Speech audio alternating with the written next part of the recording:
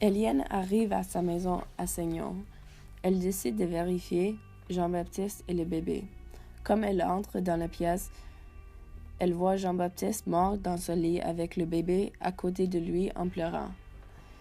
Elle est tellement choquée et marche au lit pour voir s'il est vraiment mort. Elle enlève les couvertures et vérifie son pouce. Il est mort. Éliane se met à pleurer immédiatement. Elle fuit la salle en prenant Étienne avec elle. 10 minutes après avoir quitté la salle, Jean-Baptiste se réveille de sa fausse mort. Jean-Baptiste se lève et fuit la maison. Il a bu une potion pour ralentir son cœur et le faire paraître mort.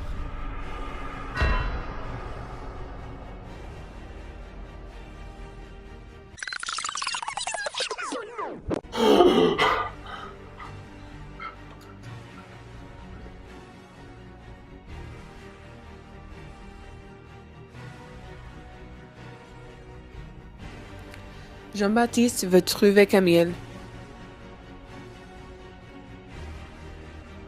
Il cherche au loin jusqu'au jour durant des années et finalement, pendant un après-midi, il voit une figure dans la distance qui lui ressemble.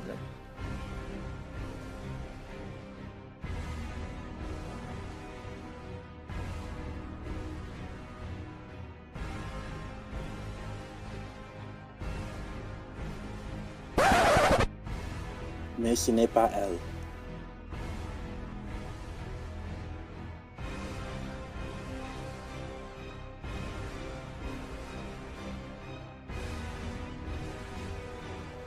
Je suis toute seule. Il n'y a personne avec moi. Mes amis sont partis. J'étais laissée par Camille et Jean-Baptiste. Oh Jean-Baptiste, comment pourrez-vous me laisser toute seule? J'ai seulement mon beau bébé, Étienne. Il ne me quitte jamais, avec les yeux comme ceux de son père et les joues comme celles de sa mère. Il me rappelle de tout ce que j'ai perdu. Mais je l'adore beaucoup. Comme si j'ai un choix. Il est tout ce que j'ai.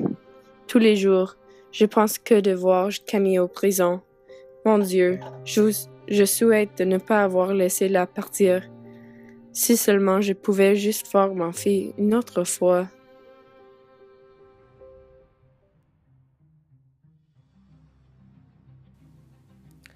Jean-Baptiste voit une figure dans la distance qui lui ressemble.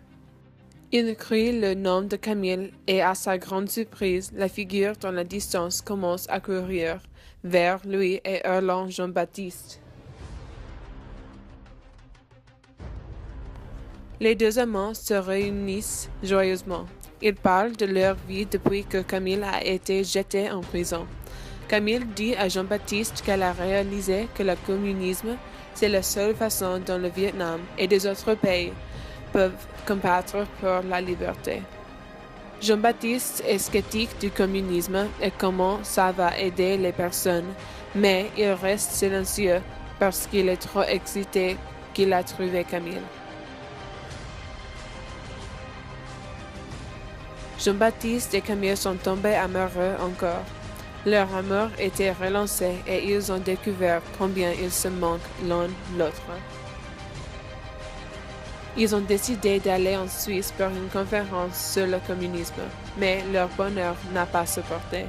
Ils avaient beaucoup de différences en opinion sur le communisme et ils se sont battus souvent. Jean-Baptiste pense que le communisme n'avait pas de place dans le monde et qu'il ne durera jamais. Camille était devenue fâchée. Elle s'est adonnée la vie au communisme et elle se sentait trahie par Jean-Baptiste. Elle s'est dit qu'il doit l'aimer comme elle est ou il doit la quitter. Jean-Baptiste l'a quittée. Il a décidé que leur différence était trop grande pour lui de rester avec elle. Il lui dit qu'il était amoureux avec Hélène et qu'il s'est préparé de venir en France et vivre avec Hélène et Étienne. Camille a commencé à pleurer et, le dernier matin, quand elle s'est levée, il était parti.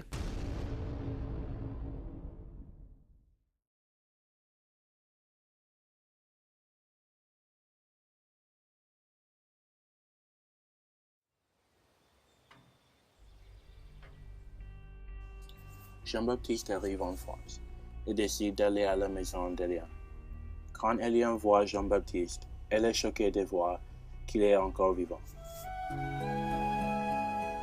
Elle pense qu'il est un fantôme. Ils s'embrassent, mais Jean-Baptiste veut seulement voir Étienne, pas Éliane. Il arrête d'embrasser Éliane et demande où est son fils. Éliane a pensé que Jean-Baptiste voudrait être un peu plus amiable à elle, mais il voulait seulement voir son fils. Étienne sort de sa chambre et dévoile Jean-Baptiste. Jean-Baptiste crie « Étienne, mon fils !» Perdu, Étienne pense que Jean-Baptiste est un étranger. Jean-Baptiste explique à Étienne qu'il est son père et qu'il l'adore beaucoup, mais il ne voudrait pas mettre sa vie en danger, donc il se laissait avec elle. Ils s'embrassent et Jean-Baptiste décide d'obtenir une maison en France pour être plus proche à Étienne.